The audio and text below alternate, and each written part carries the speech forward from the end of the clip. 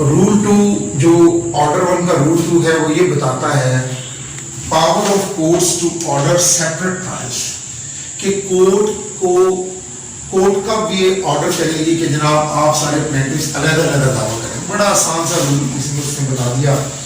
جہاں کورٹ کو یہ لگے، یہ اپریہینشن ہو کہ یہ سارے پلینٹف اگر اکٹھے کر دیے گئے تو یہ ڈیلے ہوگا ان دا ڈسپینسیشن آف جسٹس میں، تو وہ پلینٹفس کو آرڈر کر دی کہ آپ علیحدہ علیحدہ سوٹ کریں کہ علیحدہ علیحدہ ٹرائل چلیں گی. جہاں پر abuse the process of law جو ہے اس کا خطرہ ہو، وہاں کورٹ پلینٹفس کو علیحدہ علیحدہ ٹرائل کے لیے کہتی ہے، کیونکہ ان کے فیکچوئل پوائنٹس اور لیگل پوائنٹس ذرا ڈفرینٹ ہوتے ہیں ایک دوسرے سے، تو ان کے لیے ایویڈنس بھی ڈفرینٹ چاہیے، ایشوز بھی ڈفرینٹ فریم ہوں گے. لہٰذا کورٹ اگر ان کو اکٹھا لے کر چلے تو وہ پاسبل نہیں ہے کہ وہ کسی کنکلوژن پر پہنچ سکے، لہٰذا کورٹ ان کو سیپریٹ ٹرائل کے لیے کہتی ہے. اب ہم آتے ہیں رول 3 کی طرف. who may be joined as defendants، کہ ڈیفینڈنٹس کن کو بنایا جا سکتا ہے. اس کے لیے میں ایک ریڈنگ کروں گا کہ all persons may be joined as defendant against whom any right of relief in respect of or arising out of the same act or transaction or series of act or transactions alike to exist whether jointly, severally or in alternative, if separate suits were brought against such persons, any common question of law or fact would arise.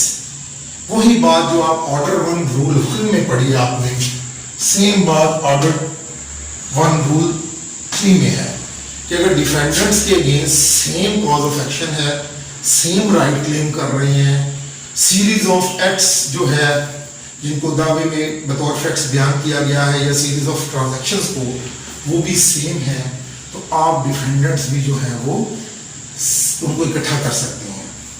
پھر علیحدہ ڈیفینڈنٹس کی ضرورت نہیں ہے. For example ایک بہن کا حصہ 4 بھائی، جی فار ایگزامپل اگر 4 بھائی ایک بہن کا حصہ کھا گئے ہیں، تو اب اس بہن کو ضرورت نہیں ہے کہ وہ اپنے حصے کو کلیم کرنے کے لیے جو suit for position through partition کا دعویٰ کرے گی، تو اس کو ایک بھائی کے خلاف علیحدہ کرے گی، دوسرے کے خلاف علیحدہ کرے گی، تیسرے کے خلاف علیحدہ کرے گی، چوتھے کے خلاف علیحدہ کرے گی. اس کو بالکل بھی ضرورت نہیں ہے.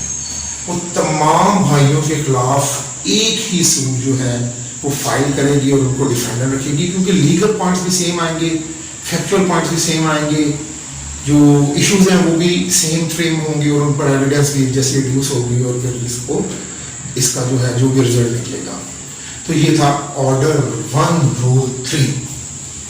اب ہم چلتے ہیں آرڈر 1 رول 4 کی طرف. کورٹ میں گیو ججمنٹ فور اور اگینسٹ ون اور مور آف جوائنٹ پارٹیز.